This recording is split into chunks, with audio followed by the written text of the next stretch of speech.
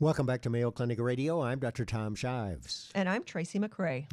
Flying the friendly skies. Now, some of us are required to travel by air for work on a fairly regular basis, but most of us use airline travel for going someplace fun. We can't wait to hop on a plane to a vacation destination. But whether it's business or pleasure, we put a lot of trust in the pilots to get us where we need to go safely. Luckily, the training and testing required of commercial airline pilots is very stringent to help keep us safe as we travel. Joining us on the phone to discuss airline safety, pilot training, and a whole lot more is American Airlines pilot Captain Cline. Lori has been a captain for 30 years. She was the first female pilot in management for U.S. Airways back in the 1990s. She's co-author of 2 books on women's aviation history entitled Ladybirds. In addition to passenger jets, Captain Cline is rated to fly helicopters, seaplanes, and gliders, and has over 21,000 flight hours. Welcome to the program, Captain Cline. It's nice to meet you. Thank you. Nice meeting you. Yes, that is all a mouthful, isn't it? What got you interested in flying? You know, we had an airplane when I was growing up, so I was literally flying before I was driving. And because it's pretty unusual. What is it? Only 5% of pilots are actually female. Is that changing? I don't see it changing. It has held pretty steady for most of my career. I think it is just a career avenue that does not appeal to a lot of women, and unless you're exposed to it young, like I was, my grandfather, my father. Unless you have an uncle or a brother or someone that flies, it just doesn't dawn on you, I think, if you're a woman, that could be a career path that you might want to follow. Your bio says that you're a check airman. What does that mean? A check air woman. Yes. Oh, check air woman. Yep. Check airman is the term that they give to the training cadre of pilots who are at the training center. That's my main job. I train our pilots on the Airbus, the A320 aircraft. And whether you're a new pilot to it, maybe changing from the Boeing, or maybe you're a new hire, or maybe you're a pilot coming back through, because our pilots must come through the training center every 9 months for their own recurrent training, they would work with me in the simulator, whether it's a training day or maybe a check ride day, whether maybe it's the last day of your training if you're a new hire and new to the airplane, and I'm going to do the evaluation and actually write your ticket and certify that you are ready to go and fly the aircraft. And at that point, then we start doing the aircraft training. Most passengers don't realize that the first time a pilot sees the airplane, they have just come out of the simulator, and now they're with one of us, flying along for probably 2 or 3 or 4 trips until they really get ready to be kicked out of the nest. So it's a whole process, and a check airman is the one that does that with you. It's pretty incredible. The simulators are that good. They are that good, and they're FAA certified that it is as realistic as the airplane. So they go through the ground school, all their flight training, and then when they're ready to actually see the airplane itself, you can do it with passengers on board. What kind of training is required for pilots, and how much of is it medical training or medical testing do you have to have as well? Well, medical testing, pilots pretty much have to, all captains, most first officers, unless you're a student pilot at the private level, you can have a third-class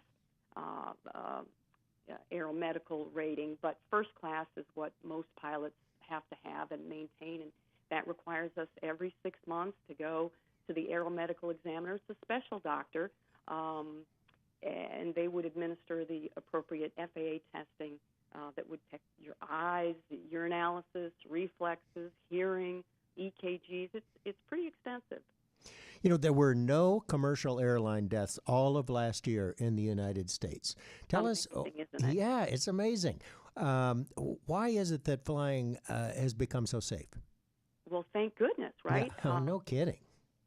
We're lucky that improvements in technology, design, it continues to evolve. There's so many things that we can attribute such a successful year to. I can come up with a few.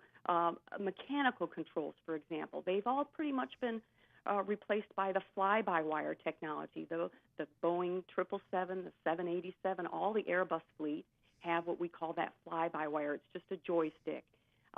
We look at what used to be the number one cause of airplane accident, which was CFIT, or controlled flight into terrain, and we have global satellite positioning now, where it takes a map of the airplane, a map of the world, and the airplane uses it to constantly check its position and then warn the pilot, warn the aircraft and the systems if they come anywhere close to terrain that we'd need to, take evasive maneuvers on. We have TCAS, which is collision avoidance technology, and that warns us if we get too close to other airplanes. And not only will it tell us which way to turn, but if you're on some of the most advanced airplanes, it'll actually turn the aircraft for you. That's amazing. Inside the cabin, we look at seat fabric. It's not only fire retardant now, but it's self-extinguishing. Imagine that. The harmful toxins that you used to have to worry about have all been engineered away, and even the aircraft walls are insulated with fire retardant materials. So we have that also in the cabin, which passengers would always want to be alerted to, that floor-level lighting system that's going to guide them and has guided passengers to find exits if it's a darkened situation or maybe a smoke-filled cockpit or a cabin where they need to get out.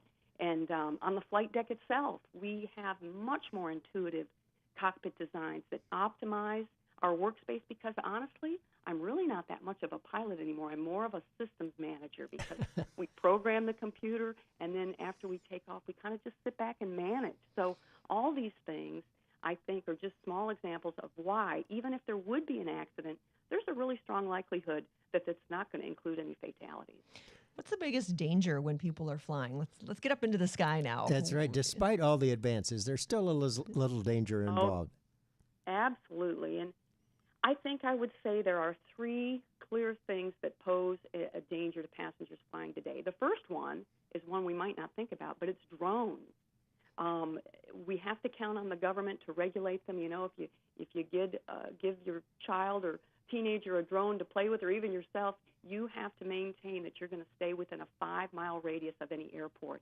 And I think we have to worry about that going forward. We've heard all these companies that want to do everything from deliver our pizza to our packages by drone. So that's something that's looming, but definitely a clear and present danger for us. Then we have these lithium-ion batteries. And, gosh, just about everything we want to take on board, from toys, cameras, the laptop computers.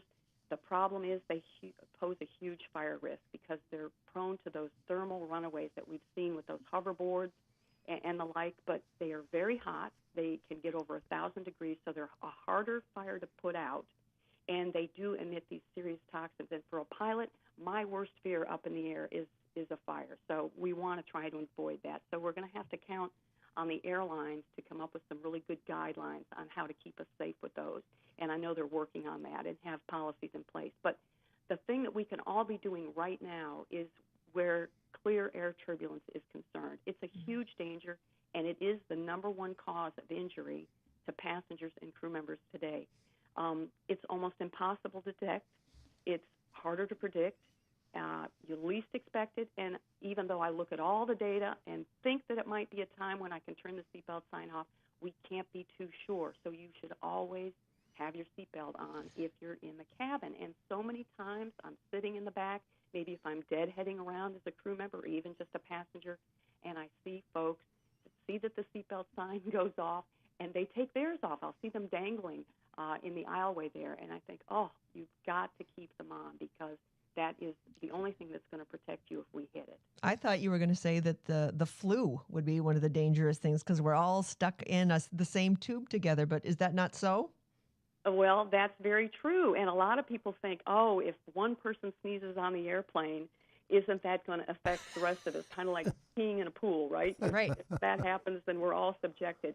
But I think in reality it's kind of just a myth, because the air goes through a very advanced filtering system, and whatever is in it is circulated well enough that I don't think you have to fear that you're going to catch anything from on board that way. Now, if someone is sitting next to you and they're going to breathe on you, obviously there's not much you can do about that. But I think the air you breathe is going to be safe for you. Don't be worried about that. I think it's mostly a myth.